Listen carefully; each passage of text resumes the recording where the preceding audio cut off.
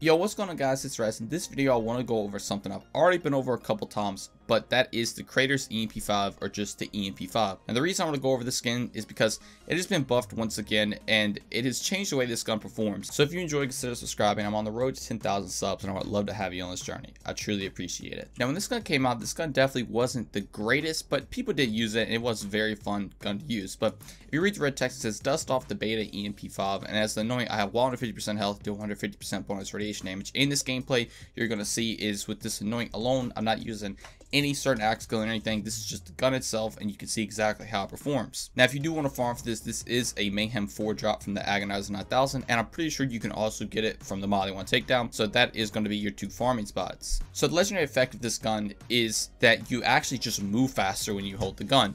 So normally if you have any other gun out, you're not going to move that fast, but then you swap to this one, you're going to be sprinting around, which can be a pretty good benefit. That is where a lot of this gun's strength lies, in the fact that it's just very, very mobile.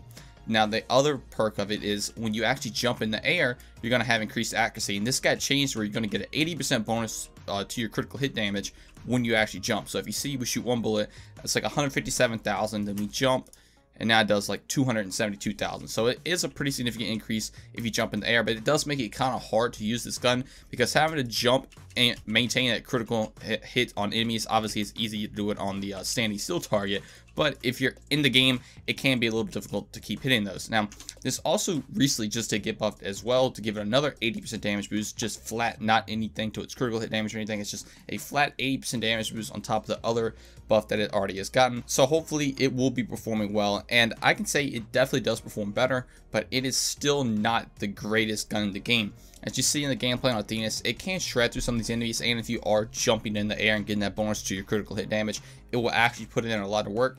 But it will put in a lot of work in the sense that you also have to put in a lot of work. Like I was saying, having to jump around constantly to get that inner accuracy and critical hit damage on moving targets is not a very fun playstyle to do, but if you enjoy that, you know, more power to you. I would definitely recommend this weapon. But for most players, they aren't going to want to do this, and even when you're not doing the mechanic of this, it's still okay, but using any other SMG is going to be better. Now being that there are a lot of top tier SMGs in the game, this has a lot to compete against, so it's kind of hard to compare it against those.